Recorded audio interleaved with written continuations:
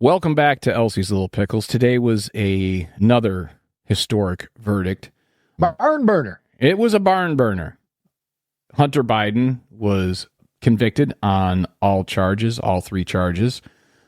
And we knew that this might be coming. Not 34 charges, just three. Yeah, three, not 34.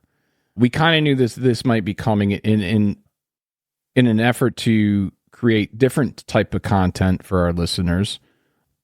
The Elsie's Little Pickles is proud to present the world debut of Hookers and Blow. Hunter, this one's for you.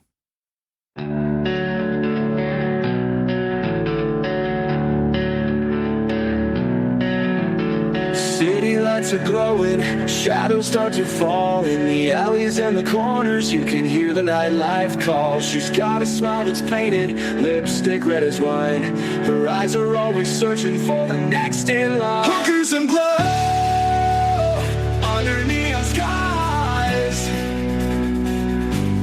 Hookers and blow snorting from her thigh. Hookers and blow.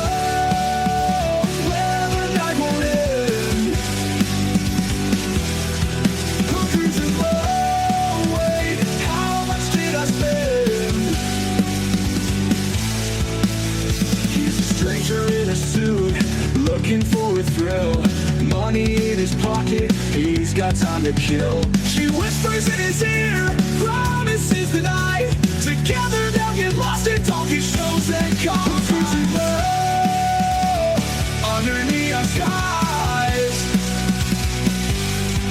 Hookers and blow snorting from her thigh. Hookers and blow.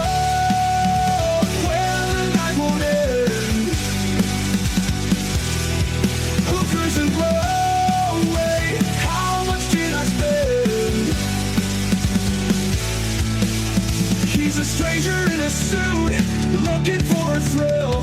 Money in his pocket, he's got time to kill. She whispers in his ear, promises the night. Together they'll get lost in talking shows and cockfights. Behind the glamour there's a dark side. Secrets and regrets, who am I kidding? Shut up and ride.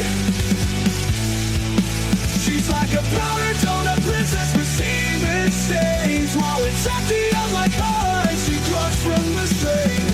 Talking said she's blown out, leaking love, oh what a sight. Hookers and blow under neon skies. Hookers and blow snorting from. He's got the cops. Hookers and blow, when we're shitting the sweet. Hookers and blow, out the window leave the donkey. Leave the donkey. Leave the donkey.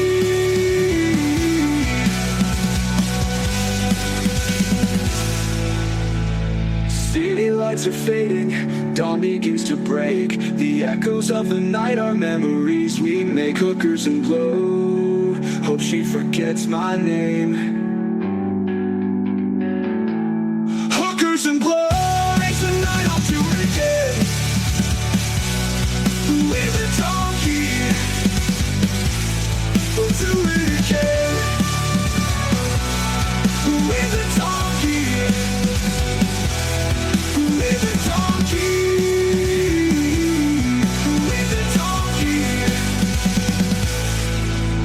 Again.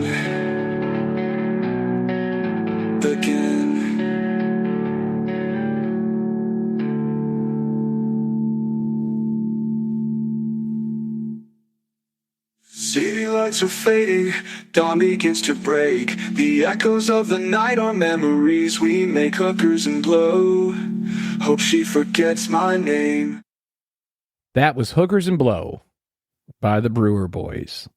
And Elsie's Little Pickles world premiere. So, that's right.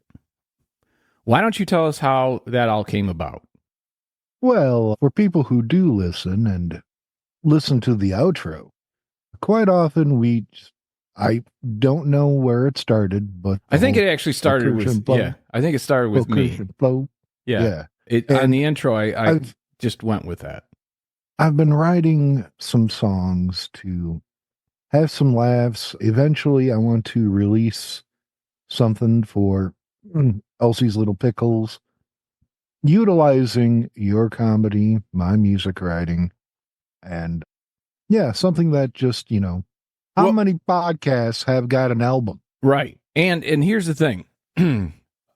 With that, the beauty of it is that I obviously started feeding you some lines. It started with me doing the stupid hookers and blow during the intro. And then you came to me with this idea that you wanted to do some music. And so we started kicking ideas around, and you had presented some, I presented some, and then you came to me and you're like, wait a minute, this whole, Hunter Biden thing's going down. We do that stupid hookers and blow thing every once in a while. Why don't we expand on that? So then we started chatting about that for a little bit, and then you fucking ran with it. It was amazing.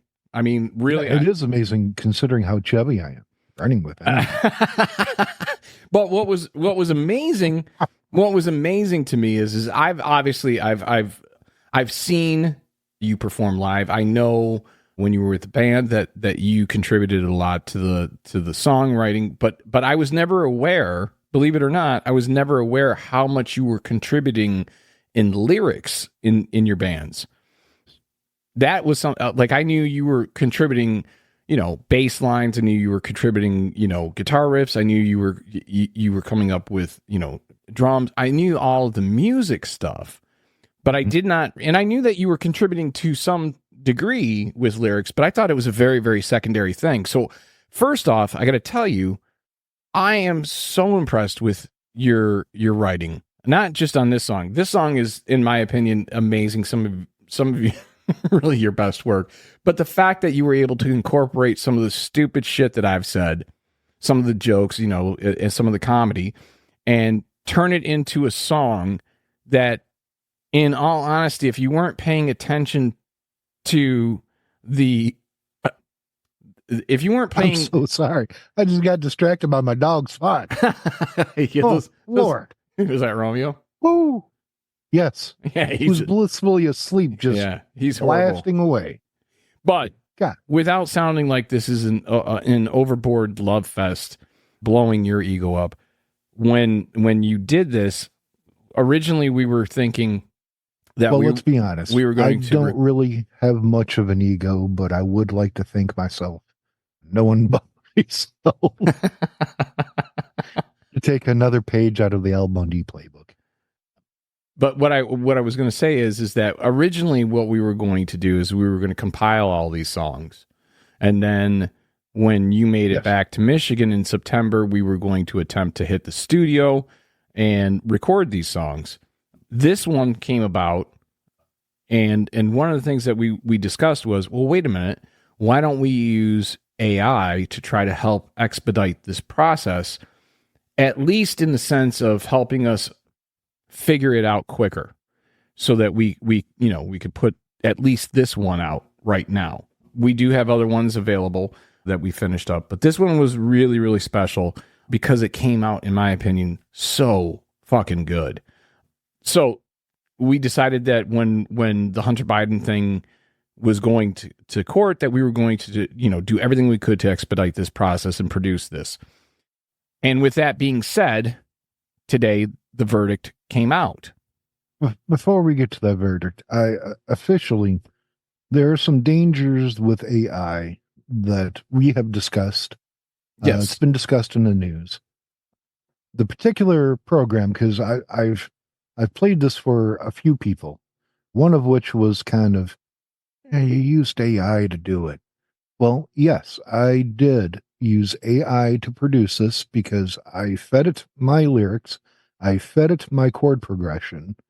All it did was put it together, and I didn't have to listen to any band members arguing. Right. So now we can take this. Well, now we can take this and we can tweak it however we want. Yes. when we go into the studio.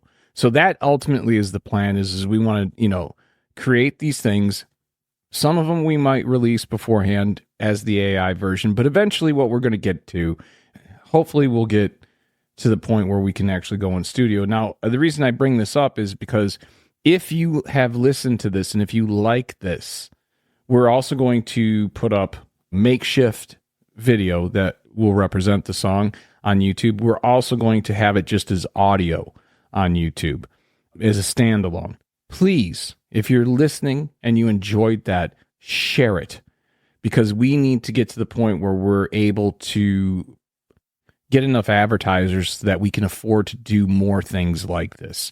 This is just the tip of the iceberg. Okay. So it's just a tip. It's Don't just argue. a tip. It's just a tip. It's just a tip, right? It doesn't hurt that bad. It's all lubed up. Let's go. So what we're looking for is for people to pass that song around as much as possible, pass this episode around as much as possible, so we can get to the point where we're actually getting sponsors and we're producing revenue from the show Elsie's Little Pickles, so that we can do more projects like this to put out for our audience. That's really what we want to do. However, moving along, unless you wanted to put something extra on that, you want to put any special sauce on that? I think it's saucy enough. It is saucy. Leave the donkey. She's a powder donut princess with semen stains. That's right. Okay. That's all you need to know. So the verdict came down today very quick. And whenever a verdict comes down quick, it's usually not good for the defendant. I don't really have much of a problem with this as a verdict, specifically in this political climate. What I would say, though, is if it wasn't this political climate that we're in, he would have had a plea deal that he had already had, right? So what I think is a shame about this is that he was in the process and literally went to sign the plea deal, which he would have had. This wouldn't have been an issue, right? There's another aspect about this that while he apparently, I didn't play, I wasn't in, you couldn't get into the trial. You couldn't watch it. Yeah. So because cameras weren't allowed. So you can only go based on what you're reading. And based on what I've read, there's been a big push, especially when it comes to Second Amendment rights, that this idea of prosecuting him on something like this, specifically when so much time has gone by that he's been sober and has shown that he's turned his life around and is on the right path. He's in recovery. Granted, I'm sure he was an addict, and I'm sure he was on drugs when he filled out that form. Denied that. The only thing I haven't been able to get an answer from offhand was when this took place. Yeah, I don't know what the time frame was on it. I don't. Yeah. And I'm sure it's out there. I mean, it's got to be out there somewhere. I just haven't read it. I'm sure it's out there. And I've read just today. I've read probably 10 or 15 articles on the verdict, and I got to be honest with you, I haven't seen that yet. Now maybe I just missed it. It's possible because I tried to scan as much information as possible as quickly as possible. So I might have just and this has been everywhere, obviously, because of the political climate. Although I have already seen a few people online complaining that the news of this isn't as broadcast as widely as the Trump verdict, which I think they're blind. Well, I think that saying this. I think that if you look at it from the point of view of these are two historic events that have happened. Okay. Yes. There's not even 2 weeks apart. Not even, like about 2 weeks apart. I mean, these are two historic events. The first being, for the first time in the history of this country, a president has been, has been convicted of felonies, not just a couple, 34 felonies. Okay. Yes. That's a first for this fucking country. Well, not to be outdone, the Biden family came in with the second first for this country, which is a direct family member of the president of the United States being convicted. So these are big things. The child, yeah, exactly. The child of a president being convicted. So these are two firsts in the history of this country. Also in the news, ironically, is that the judge in the document case has thrown out the possible of a dismissal. Yeah, which is a little bit surprising considering how much she's been trying to help. It's almost like she's on Trump's payroll. Yeah. Whether that's out of loyalty for him giving her that position or not, I don't know. But let's get back to Biden and Trump real quick. Absolutely. Because I don't want to lose track of the historical importance of this. Okay. So one of the things that's always bothered me, I'm a huge history buff. You know that. Mm-hmm. I really Same am. here. And I know you are. But I'm a huge hardcore history buff. And I really, at every opportunity, I try to learn something about history. And one of the things that I learned early on was, and I don't even know where I read this or where I heard it, but it was like one of those comments or one of those quotes that just stuck with me, is that it's one thing to read history. It's another thing to understand that you're experiencing history. Correct. All right. And I don't know where I heard that, but it was something, I heard it in my early 20s, and it was something that totally changed my view, right? And when I came across that, I believe it was either during Desert Storm. I think it was Desert Storm. It was either Desert Storm or the Bill Clinton Lewinsky issues, but I'm pretty sure it was Desert Storm.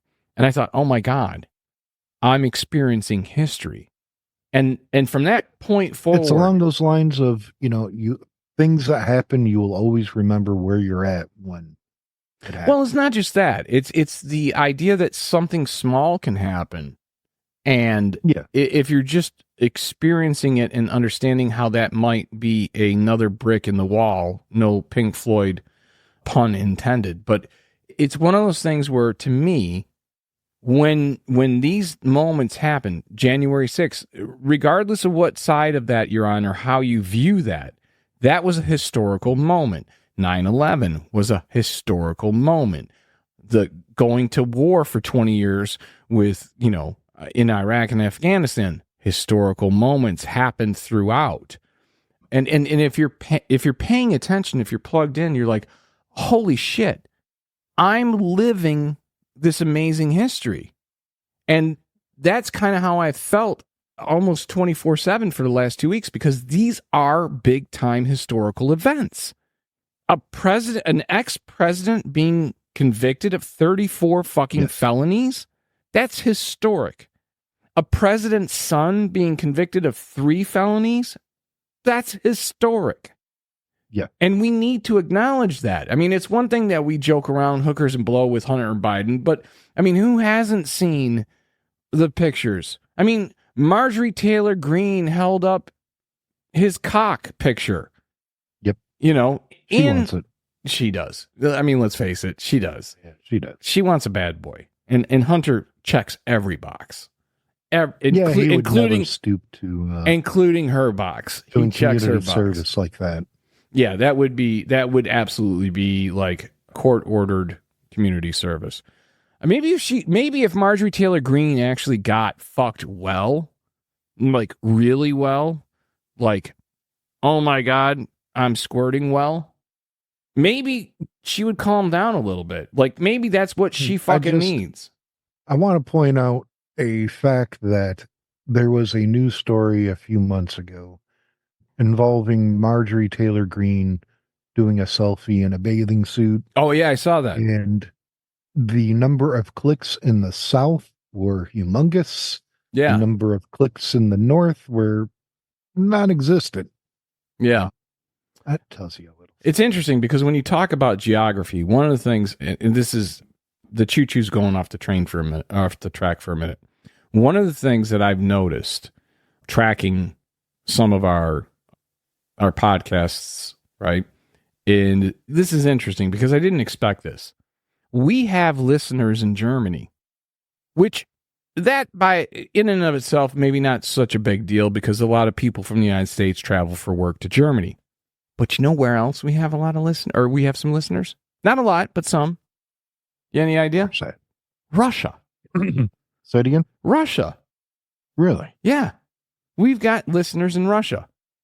So one of the things I wanted to take a moment, like I said, the choo-choo's off the track for a brief second, but I do want to thank whoever is listening in Germany and whoever is listening in Russia. I want to thank you guys for tuning into Elsie's Little Pickles, and I hope that you enjoy it. Dog. I hope in Germany. I hope you enjoy it, first off. And secondly, I hope you spread it to your friend groups, right? At least those who speak English, because obviously we don't speak Russian or German. Yeah, no. But I wanted to say thank you to them. I wanted to say thank you to them because you know what? They didn't have to tune in, and they keep tuning in. So I don't know if it's different people or what it is, or if it's just one person that keeps coming back for more punishment from us. But it is greatly appreciated, and we here at Elsie's Little Pickles thank you, and we hope you enjoy Hookers and Blow. All right, back to the show. The weirdest part about all of this with Hunter Biden was I read that Trump, I think it was a Truth Social post. Oh, I'm sure. I'm sure it was. But he said, after he was like, yeah, Hunter Biden's a bad person who's funneled, illegal funds to his father, Joe Biden, who's the worst president to ever exist. But unlike his father, who won't pardon him, when I'm in office, I will, or something to that effect. And I found that hysterical. I mean, that is where Trump shines. We're always shitting on Trump, but we have to give credit where credit is due, because when it comes to a quick kind of dig, that boy is like heckler ready. I'm telling you, I think he's missing his calling.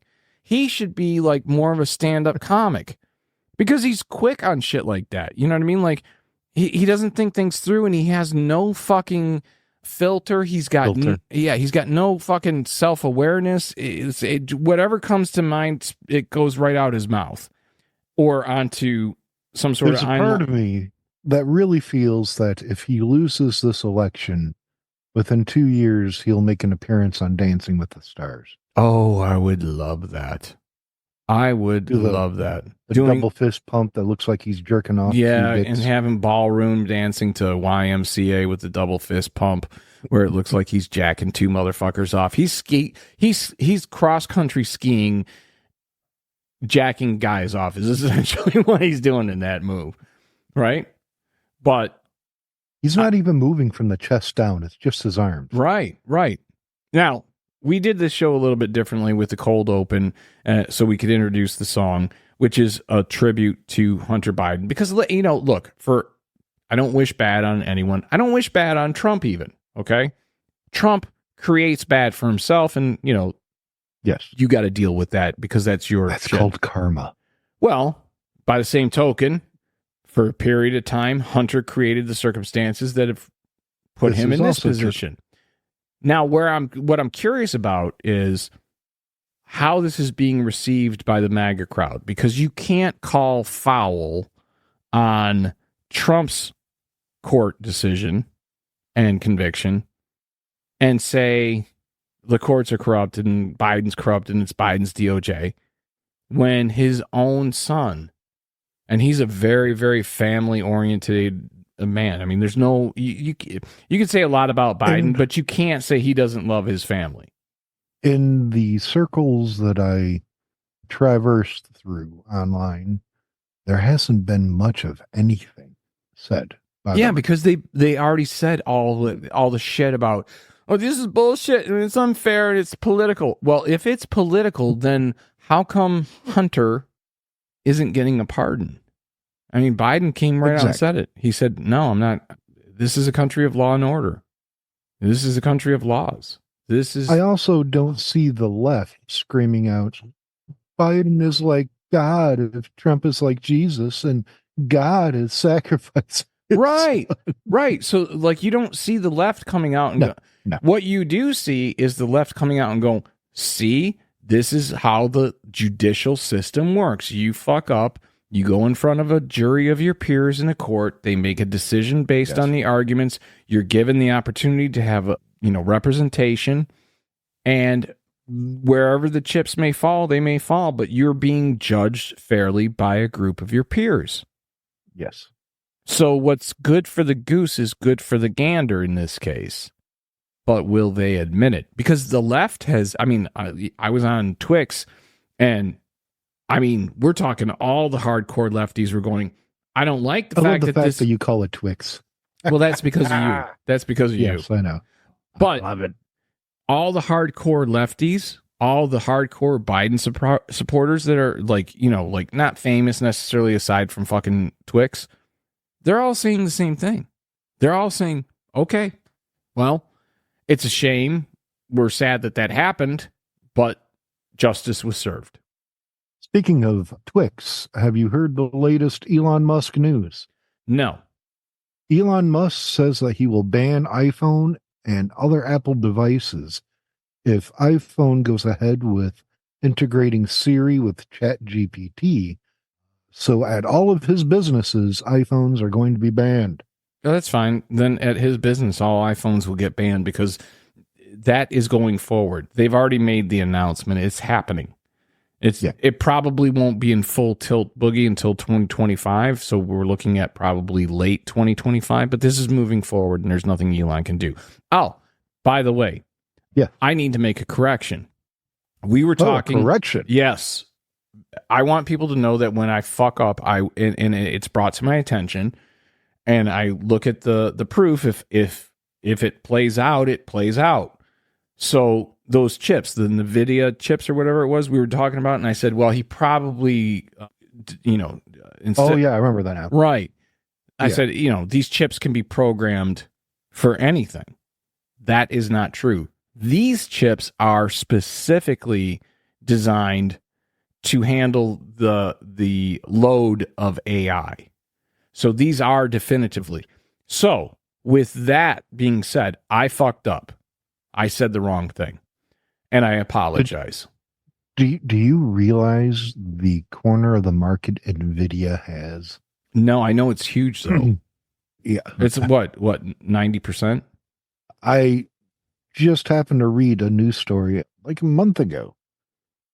Let me look this up. NVIDIA. Okay, so while you're looking that up, I'm going to now adjust what I was saying as to the reasons why. I thought Elon might be diverting those chips so that he could use them for what is it, Grok or whatever he calls his AI. I'd like to, and I'm speculating here. It could be for Gronk or Grok or whatever he fucking calls it. But I think he actually did that because I think that he's about to make a big push with his Tesla bots. And I think that he diverted those chips for the Tesla bots. What is probably the largest company in the world? Oh, God.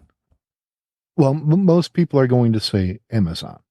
I would say it's Apple. I think Apple has more cash on hand. So define what you mean by the largest. Are we talking employees? Like market cap, net worth. I would think it would be Apple. Well, you would be wrong. Well, it's not the first comparison, Amazon, which is obviously humongous, has got a 1.74 trillion net worth. Second place goes to Apple, which is 2.96 trillion in market cap net worth. NVIDIA is over 3 trillion. Oh, 3 trillion. Over. Oh my God. I just literally said twillion. Trillion. Trillion. No, it's not just twillion, but no, a trillion. I think you need to stick with twillion because when you're talking that kind of money, it makes you fucking talk weird. You have to talk weird when you're talking about 300 trillion. 3 trillion. I mean, that reminds me of Close to $350. It's almost like Dr. Evil. $3 trillion.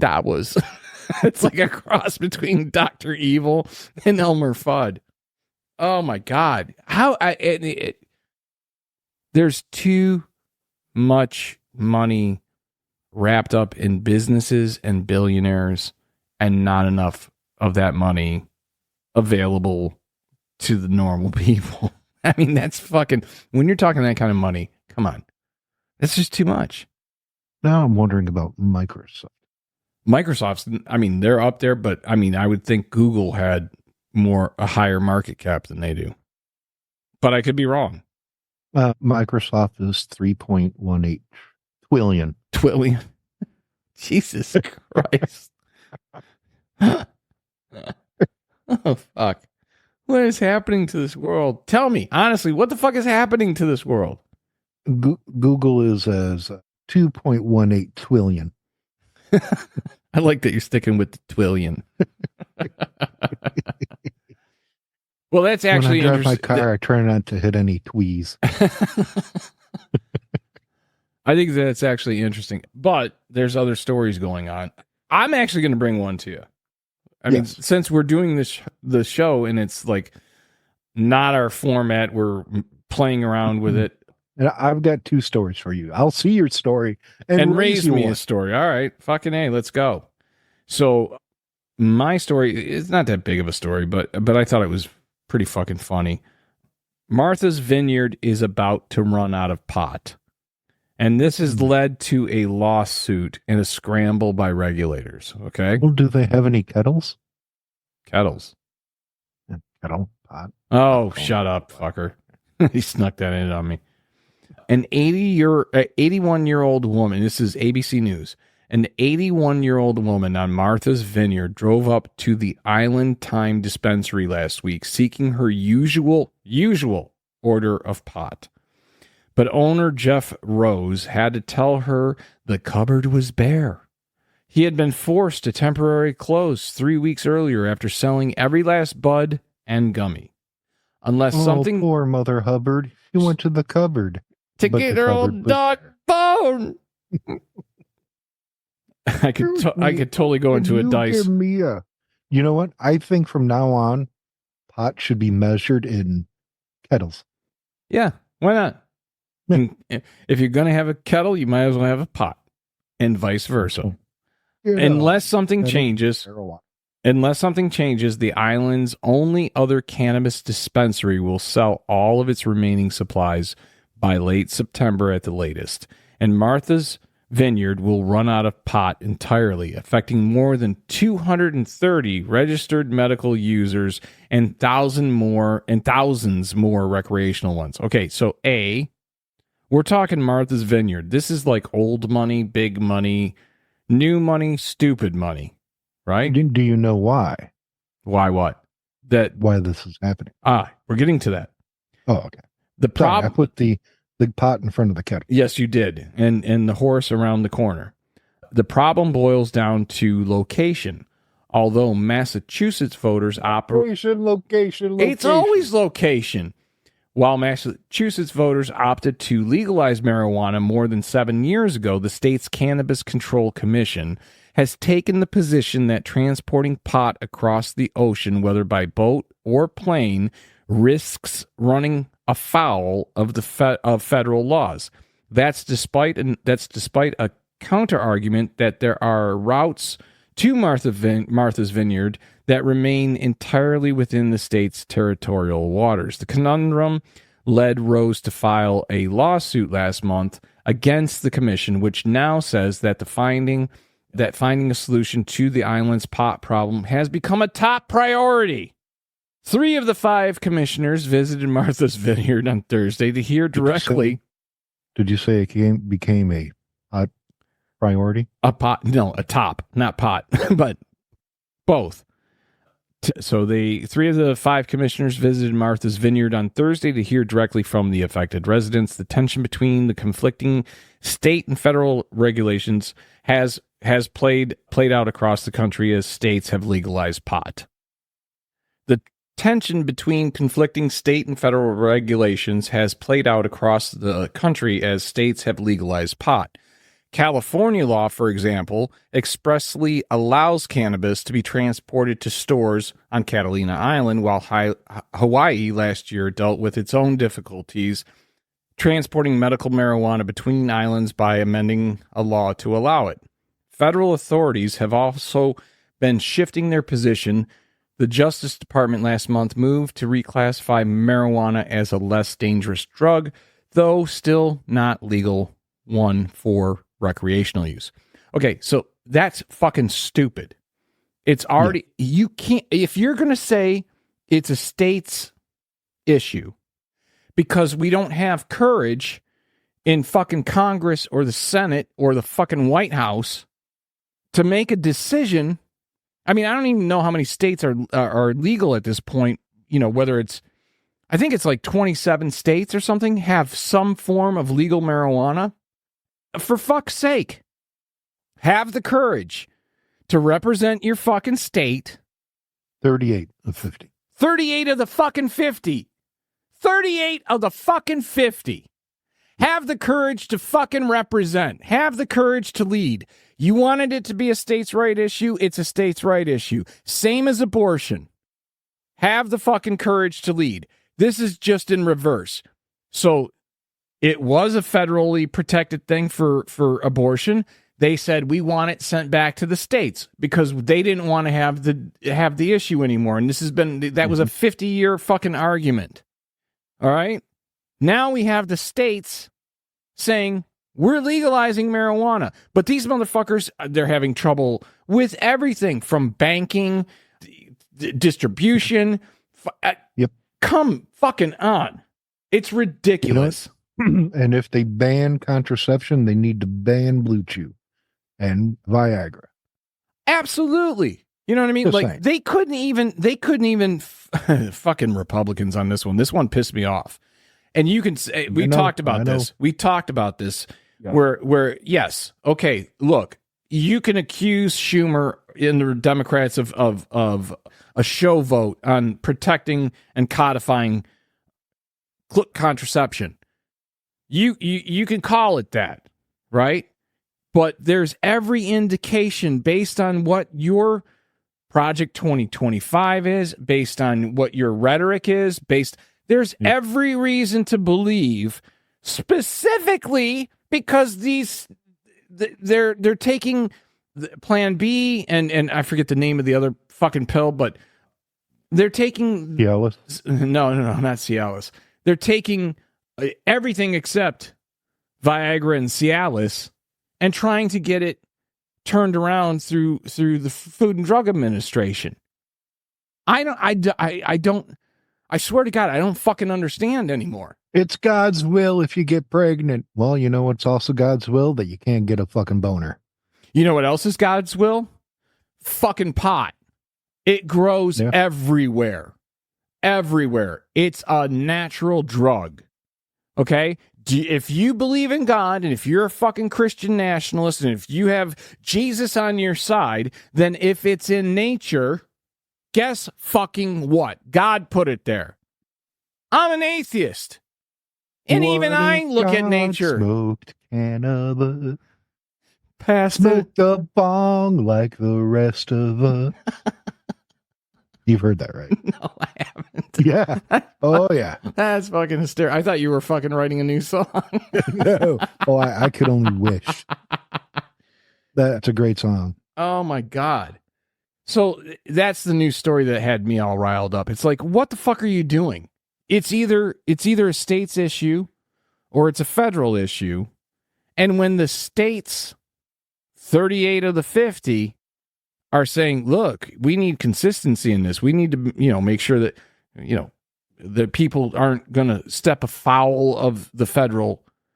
And clearly, ever since it's been legalized, there's no big issues. You know why? Because pot smokers, the difference between a pot smoker and a drunk driver, pot smokers doing doing 3-4 mile. It's a delivery car. What's that? You might get rear-ended by a pizza delivery car. Yeah, maybe. But really, the big difference is if somebody gets high and on pot and they get behind the wheel, they're doing 3, 4, 5 miles an hour looking for an address on the fucking expressway. That's the fucking worst thing that happens. I don't. Just make your mind up whether or not it's a state's thing or if it's a federal thing. But when all of the states are, or the majority of the states are showing you that your federal laws are fucking with their ability to make state laws, maybe it's time to step in. I'm reminded of the Cheech and Chong classic, where their vehicle is made out of marijuana, and smoke is Pouring pouring out out of of the it. tailpipe Yeah. and into the motorcycle cop's face, and he pulls him over and walks up. What are you guys doing? You gonna eat that hot dog there?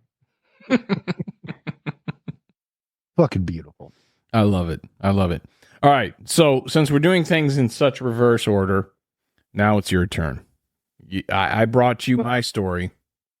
Would you like the asshole story or the asshole story? Well, now that you say asshole, I realized I didn't thank our American listeners. I thanked our Russian and our German, but I didn't thank our American. And I would say the same thing to our American listeners. Please, if you enjoyed the Hookers and Blow song, pass it around as much as possible to all your friends. And hopefully we can get to the point where we're making some revenue off of the YouTube and off of all the podcasting platforms so that we can continue to find other ways to try to entertain you aside from just the podcast. All right. Sorry. I would also like to take this opportunity to thank our alien listeners and invite, I don't know how to say hello or hi, but my name is Steve and you can probe my butt. You're not Steve. I have blonde You're hair. Keith.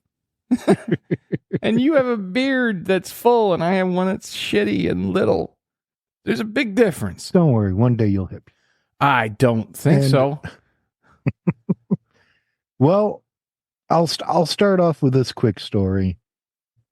The right has come for Dolly Parton.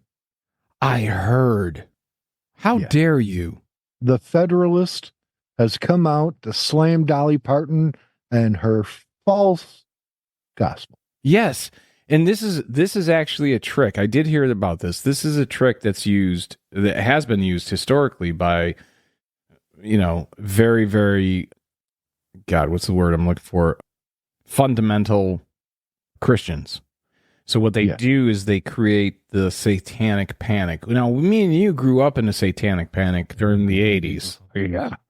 And the satanic panic was basically everything, if it was good music, that's the devil's work.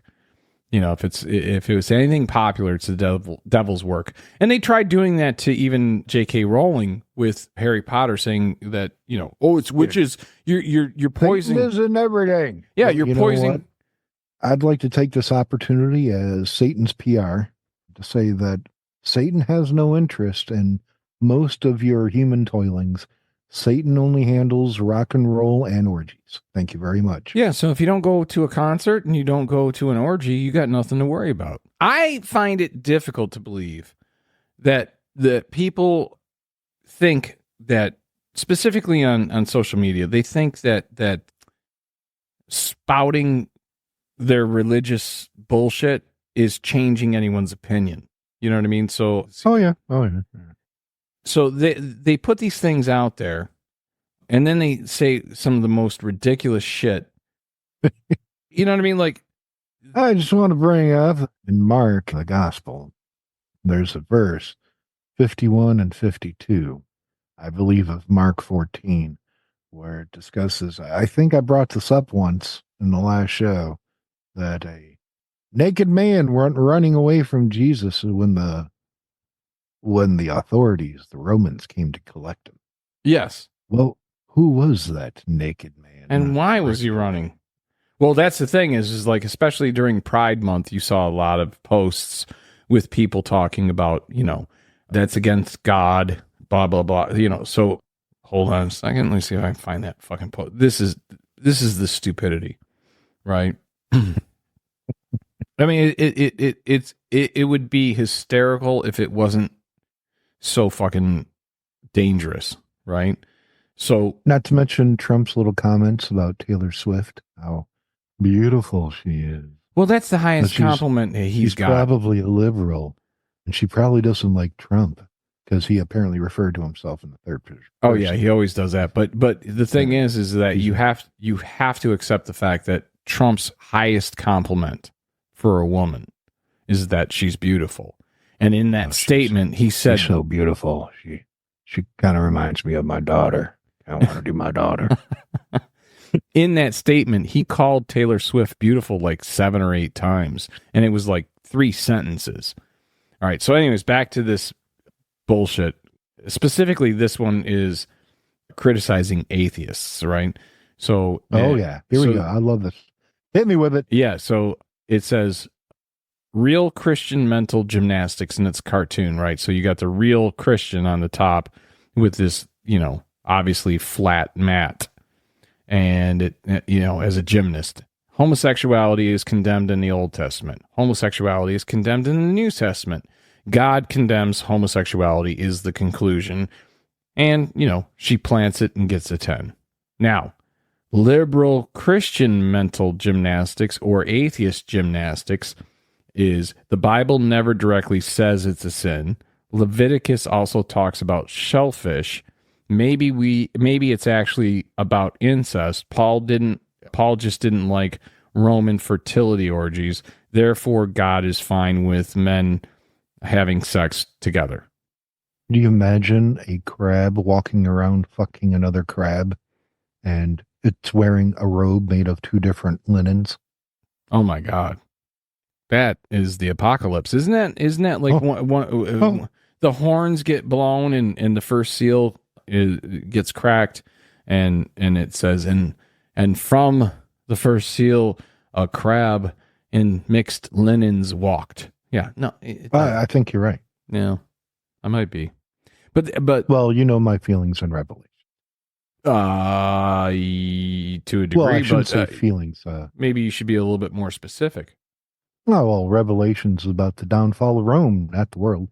Well, yeah, I mean, I think we all knew that, but they don't. Like, that's the thing is like when you're talking about Revelation. Just for clarification for people out there, Caesar Nero in Roman numerals, right, is 666. Well, and that's what we've always thought. So that's cartoon quality sound effects for everybody. Yeah. Well, I just hit pause accidentally, so I don't know if they caught that. Oh. Anyways, damn. The point of Revelation, first off, it was written while he was in prison, while Paul was in prison. And no one stops to think that maybe he was just fucking deranged.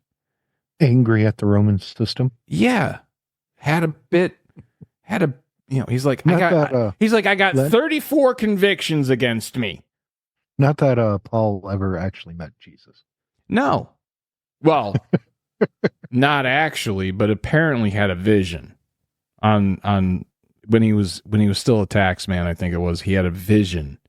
And he was vision. Yeah, I think I forget where he was walking to because they didn't have cars back then. He was probably a little bit pissed off and maybe, had a bit of heat stroke considering he was walking through the fucking desert. Trying to walk to a little kiosk that sells fish and chips and wine. Yeah. Trying. Couldn't find it. Saw a vision of Jesus. Jesus didn't bring any takeout. You would have thought that he would have brought something for him. But at least a cracker. What gets me is this again, it's like satanic panic that's happening. Crackers, Paul. Have that. The getting back to the idea of the satanic panic within our government with the far right.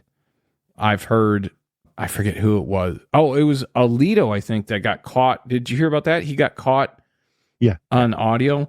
And he something. Fuck you, Alito. Yeah, fuck that cocksucker. Fuck him in the ass. Him and Clarence Thomas, those two motherfuckers. If they had any dignity, well, first off, Thomas, huh? Clarence Thomas. Yeah, there's no one here. The idea that Alito hid behind his wife, grow a set, you punk ass bitch. Again, this is leaders being leaders. And if you're on the Supreme Court, I'm sorry, regardless of whether you're conservative or liberal, you have an obligation to live your life to a bit of a higher standard. Because if you're going to sit in judgment, you better be as pure as the driven snow, or at least as close to that shit as you can be.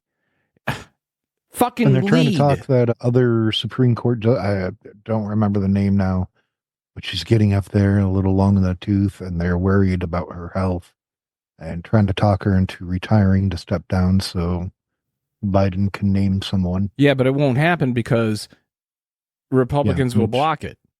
They'll block it and block it and block it as long as they can block it. So you saw that happen with McConnell when it was Merrick Garland that was supposed to be Obama's fucking pick.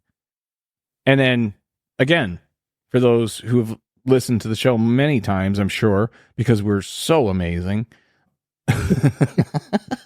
Yeah, we never get political. No, not at all. Why would we? It's only the world burning down around us.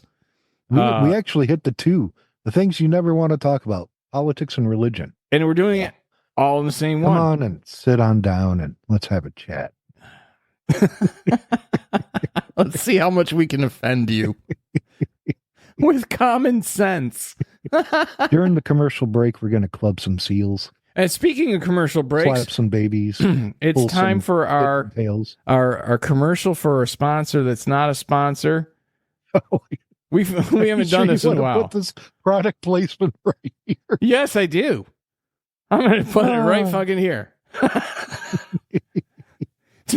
To all my peeps, especially Chris Smith at Sweetwater, Sweetwater.com. We love you. They're the ones that set us up with all the equipment and made us pay for it. And one day they're going to be a fucking sponsor. I'm doing this shit like fucking Jon Stewart did with Arby's. You know what I heard? I actually heard, speaking of this, that Chris Smith is against clubbing seals. He is. He's made that very and to be fair, it's not just his policy. It turns out it is a company policy as well.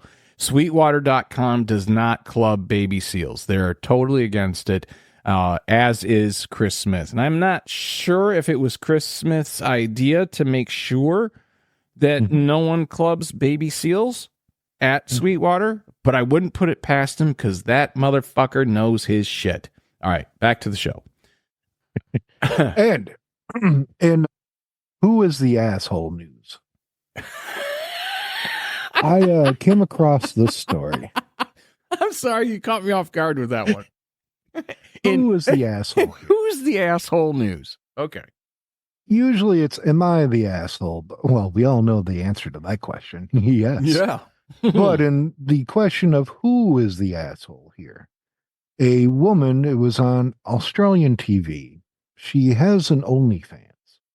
And she was describing the moment she recognized one of the usernames in OnlyFans and recognized it as one of her followers on her TikTok and recognized it as her stepfather. So she was talking and discussing this, and obviously the audience was, oh, no.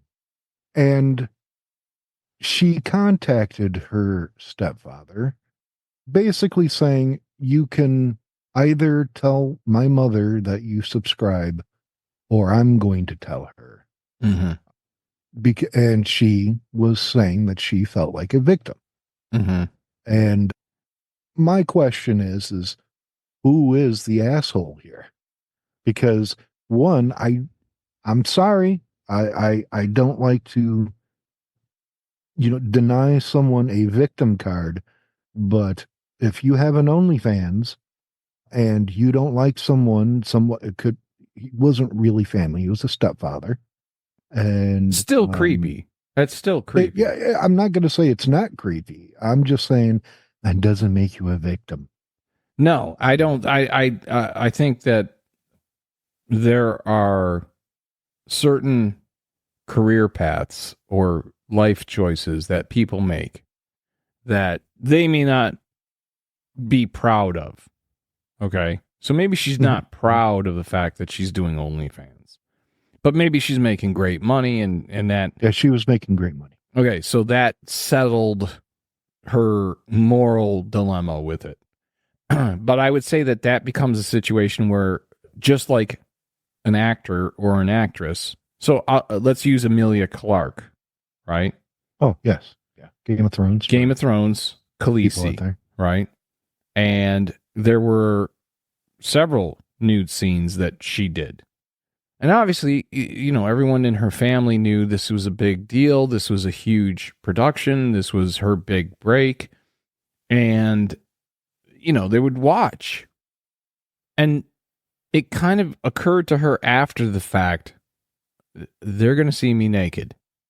And having sex. Well, simulated sex. And essentially being raped at one point. Yes. Okay.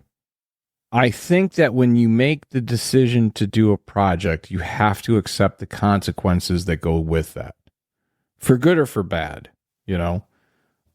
If you make the decision to expose your body, whether it's on Game of Thrones or, a movie or OnlyFans, and a family member sees that, whether intentionally or unintentionally. And I'm sure that he probably was an OnlyFans subscriber and came across it accidentally. I don't know that unless he found out somehow. And again, I'm not defending him. It's like, have a little bit of fucking class. Now, if he subscribed and thought, I'm going to take screenshots so I can show your mother what you're doing, well, that's not creepy. It's controlling. It's inappropriate, maybe, but it would at least at that point come from, I guess, a good place, But I don't think I don't think she gets. What was happening? What's that? That's not what was happening. He was jacking. He was fucking subscribing and getting down. Could be. I mean, there's no evidence of him getting down, but he did subscribe. Also followed her TikTok. Yeah.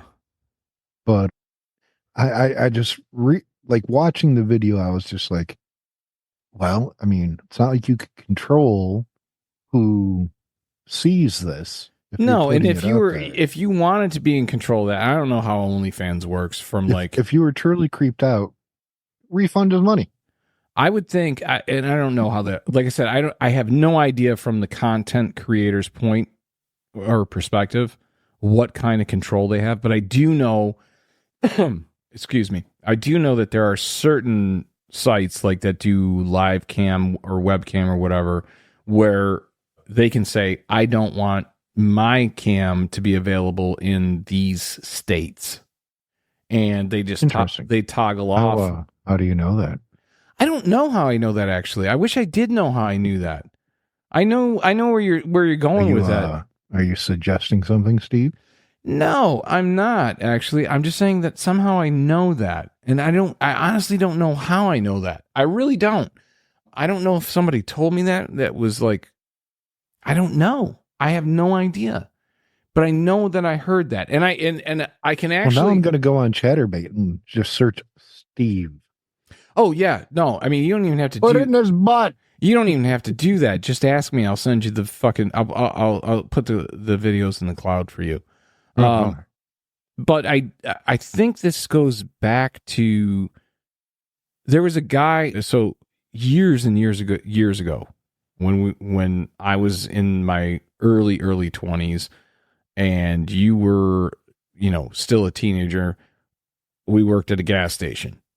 Mm-hmm. And at that gas station, I got you the job. And right. I don't know if I was awake all night as a... Right. Which is why I thought it would be perfect for you. But there was a guy that would come in. He had a really nice car. He had money. And he smoked Camel Lights. Do you remember that dude? Mustache, kind of almost long hair, long gray hair. I can't think of his name. Vaguely. Okay. It was like a BMW, wasn't it, or something? Yeah. Yeah. Anyways, long story short, the way he made his money was when the phone company was considered a monopoly and it was forced to break up. And in the course of that, a lot of telephone opportunities came on, and one of them was phone sex. So that's how he made his money. And he had a female partner, right? So the two of these, he understood the tech part. She understood how to talk dirty, and that's how it started. I mean, that's literally how it started. He told me one day. Oh, I'm sure there were nights he had to fill in. Yeah, look at your balls. Well, no, but here's the interesting thing. We have a mutual friend.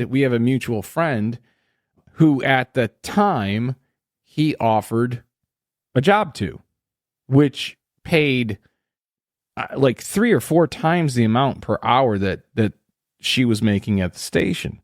So she did that for like not even 2 hours, right? Because it was like creepy, and she's like, I can't. Oh, she got my phone calls. Yes, she got your phone calls. All right. Anyways, but in part of like the onboarding for her, he actually said, we can kind of make sure that, calls are coming from out of state are directed to you, so you don't have any chance of accidentally talking to somebody you might know or whatever. And she was like, oh, that'd be great. But not everyone did that. And you I guess you got a little bit more, for your check or, hourly if you did local calls too. So there was incentive to do local calls, but there was also the opportunity not to. And maybe that's where I learned that from. And maybe I'm just conflating the two. I'm not sure, but I'm pretty sure I saw that somewhere. There was a coworker there that ran up the large phone sex. Yeah, you were telling me. I think we actually talked about this already, and which is ridiculous that you would think you could get away with it because how clear is it that phone calls go out at X time on X day? It's stupid. All right, next story. I think that was it. Let's see here. Did you happen to catch? I don't know if you listened to Lex Friedman. I did not. Okay, he did. I was going to bring this up eventually, but go ahead. Go ahead. No, I was going to say Julie Louis-Dreyfus has come out to slam Jerry Seinfeld a little bit over his comments. Oh, really? What was this about? His comments about basically media being too woke and all that kind of stuff, extreme left and PC crap, and she. I got to tell you, I agree with Jerry. I don't know. How do you feel about that? To an extent, yeah. Well, seriously, how do you feel about it? I would agree to like an extent that some of it is a little woke.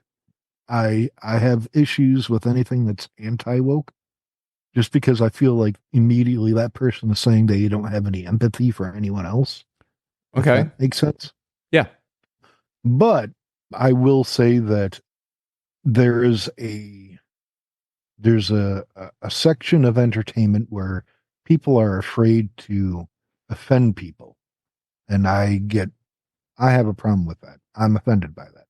Right. Well, see, here's my point. Here's my view on that. I know what woke was originally. Yes. It is not that now. No. It's unrecognizable. Correct, sir. What woke is now, and how it's been kind of convoluted. Well, no, it's convoluted because it depends on who you talk to on what woke is. So you don't even know what woke is anymore. You know what I mean? Like, I don't know what woke is at this point. So I don't even know if I'm being woke or I'm not being woke or I'm being anti-woke. What I do know is that personally for myself, if the amount of effort that I have to put into being kind has to extend to using your pronouns, as long as I know your pronouns, I don't have a problem with that. If being woke means that I have to, if I were like on this podcast as an example, if I have to censor myself, I'm not okay with that. I can understand that. Absolutely. I think that what it boils down to is just a level of empathy for the other people. And that doesn't cost you a fucking dime. It doesn't cost you any effort. It's just being kind. If that's what woke is, then I'm woke. If having to watch every fucking thing that comes in my mouth because maybe I'm just not as hip as you, or I'm not as plugged into whatever the circumstances that you're very plugged into, well then fuck you. Okay? I'm willing to hear you try to explain to me and convince me that I'm wrong. And if I agree, great. But to me, being woke is really just being kind of like plugged into the fact that everyone has their own story, their own back history, their own context that we may not be privy to. But if you're just kind enough to say, oh, I didn't know, and I apologize, I will absolutely refer to you that way. Or thank you for enlightening me on that. You know what I mean? It costs you nothing. I just got a breaking news. Oh, no. Breaking news. New Jersey. I blanked on the other state, but they're talking about taking away the liquor licenses of Donald Trump at some of his clubs because of his felon status. That'll be interesting. I bet you the first thing he does is put those clubs into the kid's name. Either Eric. I could understand.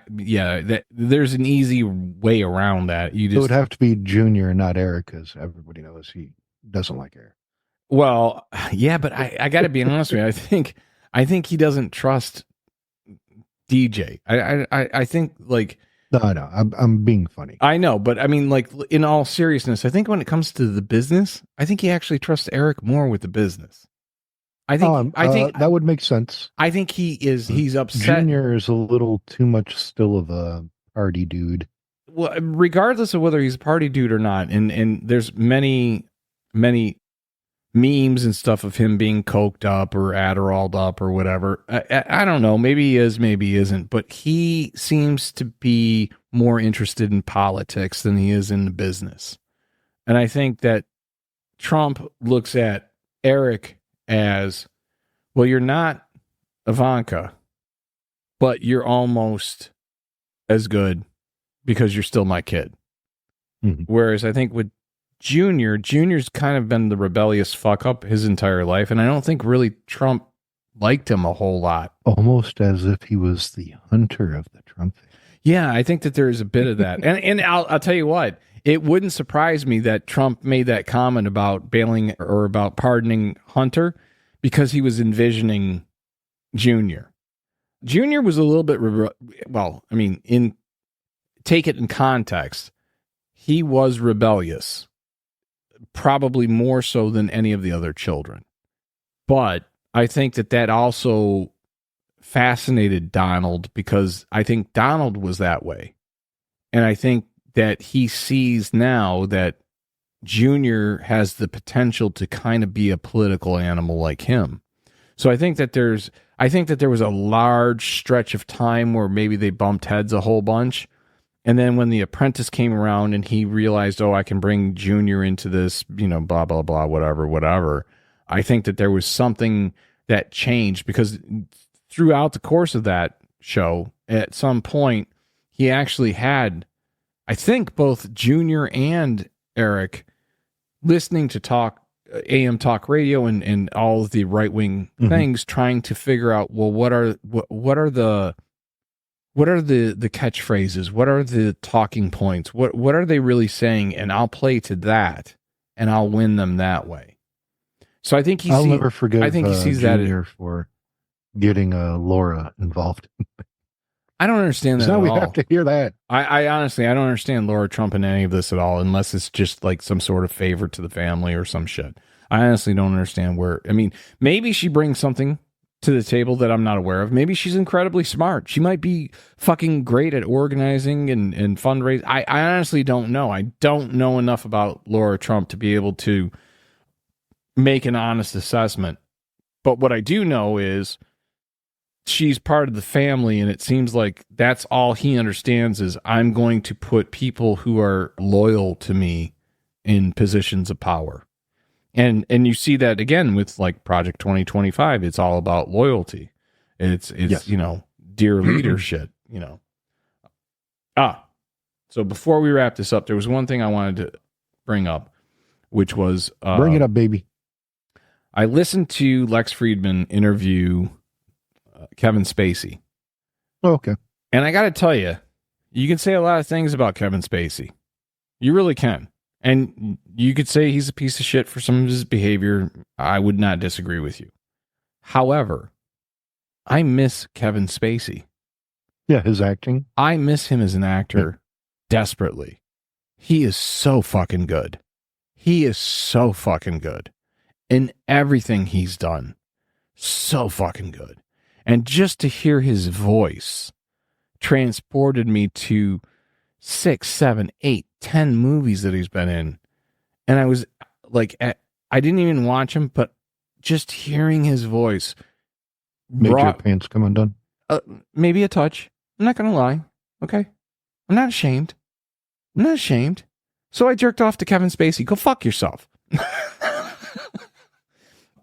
But in that interview, there were some parts that I thought, okay, this is very kind of rehearsed, maybe canned answers type stuff. But like when you hear him talk about his love of acting and how he got started and kind of like his family background and the fact that, as a kid, he got involved in drama because it was a way to keep him out of his house and away from his father. You understand? Let me ask you this. You understand it a little bit more. What is your first memory of Kevin Spacey acting? Usual Suspects. Really? Yeah. Okay. Yeah. Mine's a little earlier than that. Yeah, which one? See no evil, hear no evil. He was one of the bad guys. Oh, really? Yeah. Well, I did not know that, first off. Secondly, I thought his performance He was like the dastardly killer. He always had the little driving gloves on. Oh, all right. Yeah. But where I fell in love with him as an actor was Usual Suspects. And then when he did 7, he blew me the fuck out of the water with 7. And then, there's so many that you could do. I forget the name of it, but it was the one with Dennis Leary. It was like the Christmas one. He was fantastic in that. Obviously, he was amazing in American Beauty, but I don't remember the name of it, but the one where he's the professor at MIT. It's about the MIT students hitting Vegas or Atlantic City. Oh, yeah. I think I saw that one. I'm not positive if I saw that or not, but yes. Mm-hmm. But when he was in House of Cards, that was that it. show never recovered. No, and it couldn't because Really he was the pillar of it. Anyways, you know who we don't see often enough? What? And I love his acting. Kevin Kline. Kevin Kline is amazing, and Absolutely amazing. And married to Phoebe Cates. That lucky son of a bitch. Yeah, and let me tell you something. Was it Fast Times at Ridgemont High that scene was? Yes. Yes. And I think that Phoebe Cates for Gen X, I think that if there's a Gen Xer that didn't pull himself through puberty by his cock, watching that scene where she was coming out of the pool, if there's one out there, I'd be surprised. Yeah, 2 women. She was amazing. From she the was 80s just beautiful. that just stood out. Yeah. Was Phoebe Cates and Jennifer Connelly. Oh yeah. Yes. Labyrinth was where we first saw her. And I think everyone fell in love with her in Labyrinth. But then as she aged and matured and got better roles and so on, she just continuously got more and more beautiful as she became more adult. That's kind of like Natalie Portman in a sense, where we saw her in, I forget the Hitman movie. The Professional, but in Europe it was called Leon. Yeah. So in The Professional, she was like 13 years old, and everyone looked at her and were like, this is kind of creepy, but she's a cute kid. Like, not like sexually, but like, but she was a cute kid. She was very good at what she was doing. She was a very good actor. Yeah, she was an incredible little actress, and she was a cute kid. And that was kind of where it laid. Keira Knightley is another one. I did not realize how young Keira Knightley was in things like Star Wars and Pirates of the Caribbean. I had no idea she was that young, and so beautiful and just an amazing actress. But like, you look at some of those roles that she did where you go, I'm not sure you were old enough to do that role. You know what I mean? Like, there's certain things that you go, how old were you at that point? You know what I mean? Because I thought Keira Knightley, I'm not sure which came well, it would have probably been Star Wars came first, then Pirates of the Caribbean. But still, even in Pirates of the Caribbean, I think she was like 19 years old and having to kiss Johnny Depp. I was in a bar and two guys next to me, or maybe a seat down from me, were discussing. I don't remember the TV show, but I had a high school daughter. Like it was a comedy, and they're like, one guy was like, she's really cute. And the other guy was like, dude, it's a high school girl. You're going to sit there and say that she's cute? And they were arguing about it. Well, see, that's the problem, though, is because sometimes... I just to put it out there, I leaned over and was like, y'all do realize she's like 30, right? That was my point I was going to just make, is like, typically... And I guess that's why I kind of felt creepy about like Natalie Portman and Keira Knightley, is because we've kind of been programmed to believe that if they're playing a teenager, they're in their 20s at least. And if there's nudity, they're probably close to 30, but just look young. Definitely, 23 to 28 before nudity for most of them. If you think about it, going back to Beverly Hills 90210, we had high schoolers who were actually in their 30s. Right. I mean, that's my point. Portraying high school students. But that's been the case throughout, like, even the 80s. Some of the movies. Well, Michael J. Fox. Yeah. I mean, what was he? He was 27, 30 years old when he was doing Back to the Future? Something like that? I think so, yeah. So you get programmed to think, okay, it's okay for me to suspend disbelief, and I know what they're trying to do is say that this person is this age, but we know that they're not, so I'm not going to feel bad about my thoughts here. But this goes into my wrestling spiel, because all the time I get criticized for loving wrestling. It's like, wrestling's fake. Oh, you do know that, right? It's real. You know that, right? Really? But my comeback is always, those robots that are changing into cars, it's not real. Yeah. Arnold Schwarzenegger, it's not a real action guy. He's not a spy. He's not a robot in human skin. Right. You do know that, right? Well, and that's the thing, is these are supposed to be fun things or whatever, but I mean, like, it gets to what I don't like is when I get creeped out thinking that it's one thing and finding out it's the other. And I'll give you an example. Okay. You're driving. Tell me how creepy you are. This actually, this is almost a confession of how creepy I am. All right. But I get creeped out by it. So I think that cancels out the creepiness, maybe. Right. Okay. But you ever be like, let's say you're out shopping or whatever, or you're, driving down the road and you see what clearly is an attractive woman at a mile away and half a mile away. Clearly attractive, easily 25, 30 years old. You get up and see who they actually are. They're like 15. They got school books in their hands. Yeah. Shit like that.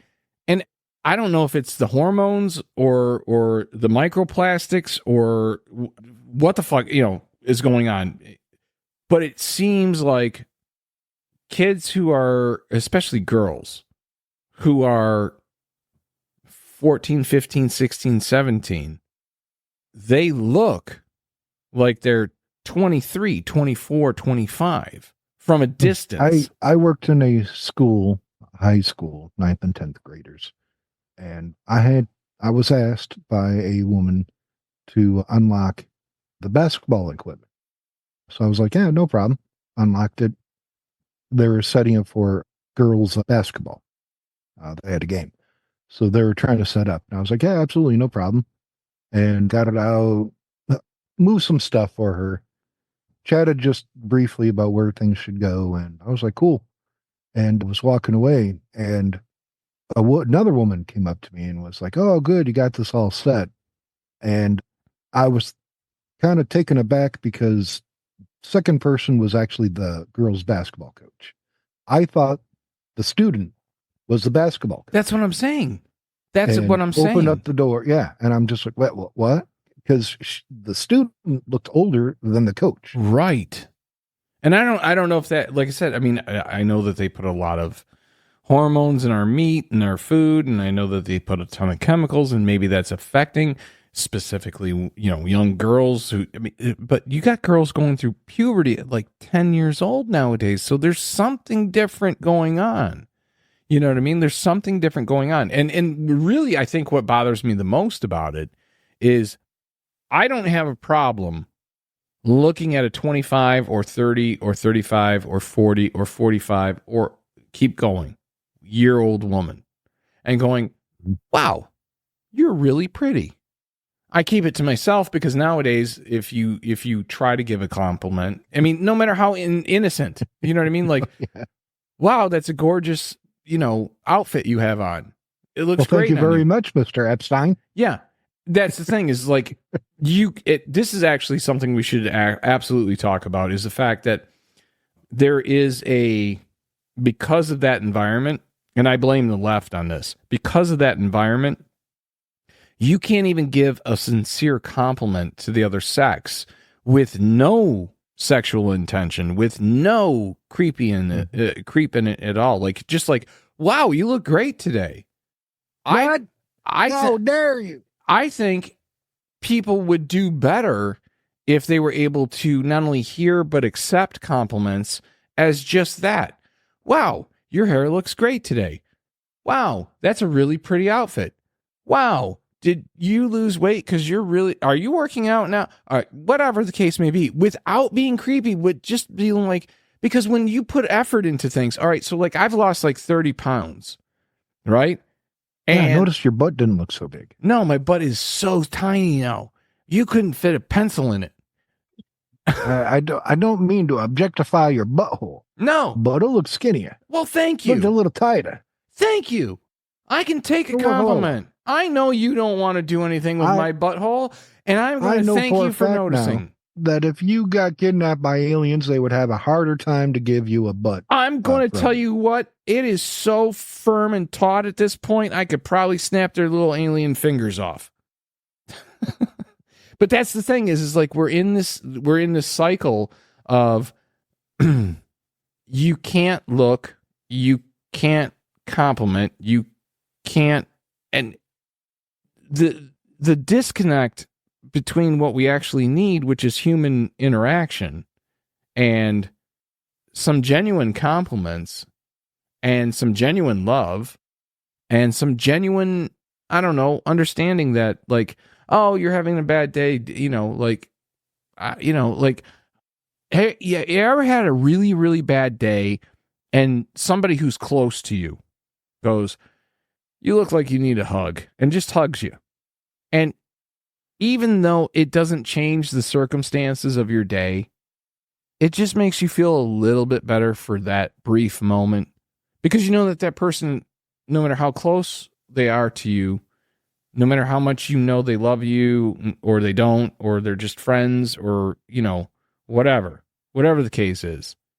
You used to be able to do that. I remember in high school, if you were having a bad day and somebody came up to you like, well, you seem off, you know what I mean? And it wasn't like, it could be a girl, when we were growing up, you couldn't hug another guy because then you were gay and you like to suck penis, right? So, yeah. But the only time that's awkward, as I found out, is if you're in the men's shower. It turns out that is definitely frowned upon. Hugging in the men's shower after physical ed is really frowned on. But this idea that, I can't tell you. I found that out trying to do a group hug. Oh, well, learn, live and learn. I was trying to share my soap. It just bothers me that as adults, we can't walk up. And I'll give you an example. All right. And where I took a chance and it paid off. Right. Take a chance. I worked at a dealership for a while selling motorcycles. And this lady came in and her husband had passed away.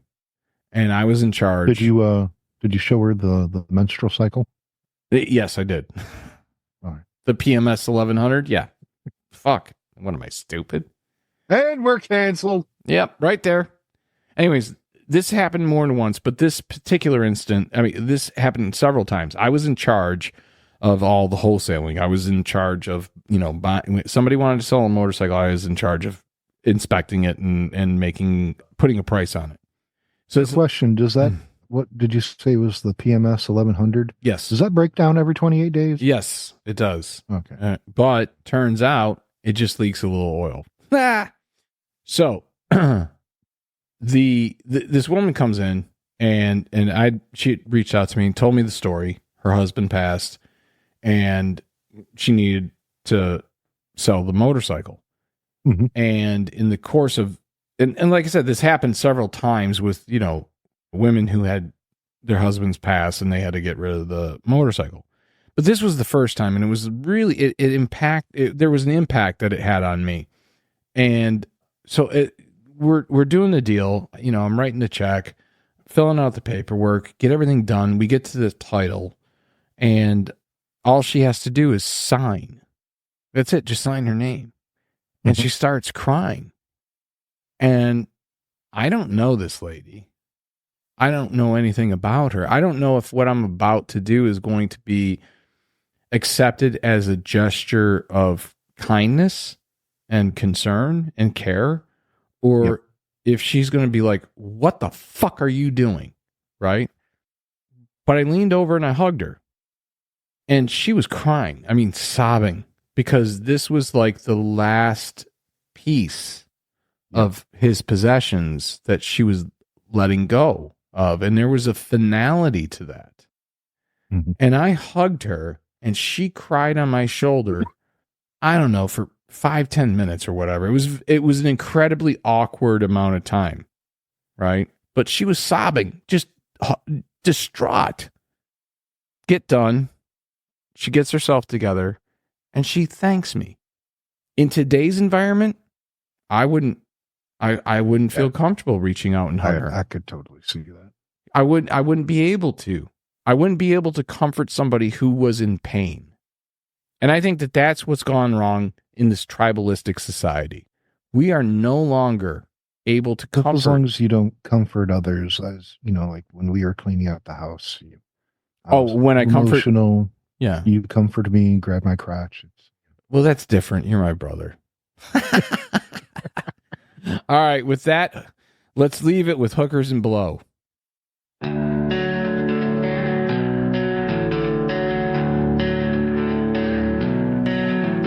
City lights are glowing, shadows start to fall. In the alleys and the corners, you can hear the nightlife call. She's got a smile that's painted, lipstick red as wine. Her eyes are always searching for the next in line. Hookers and blow, under neon skies. Hookers and blow, snorting from her thigh. Hookers and blow.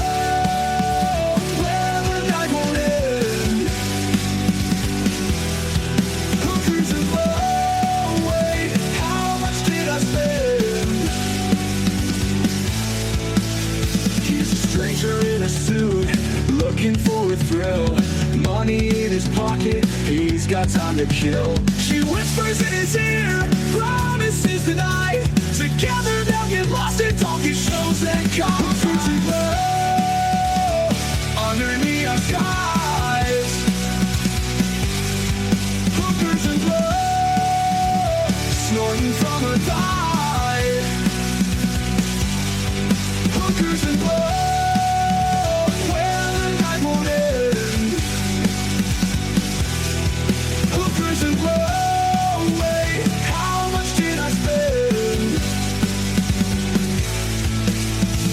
A stranger in a suit, looking for a thrill.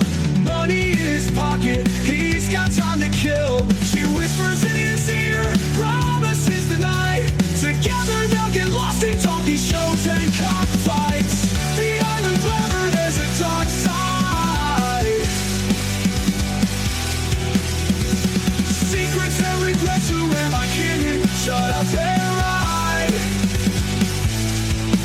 She's like a powder donut princess with secrets. stains while it's empty on my car. She grunts from the strain.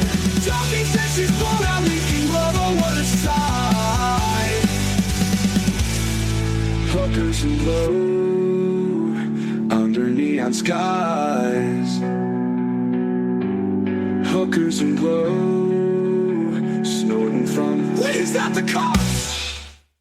Oh, hookers and blow. When we're shitting, let's leave. Hookers and blow. Out the window, leave the donkey. Leave the donkey. Leave the donkey.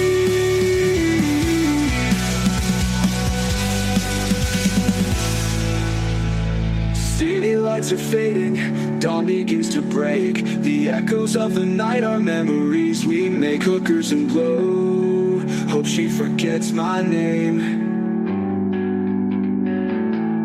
Hookers and blow, and tonight I'll do it again. Leave the donkey, I'll do it again. Leave the donkey. Leave the donkey. Leave the donkey. Again. Again.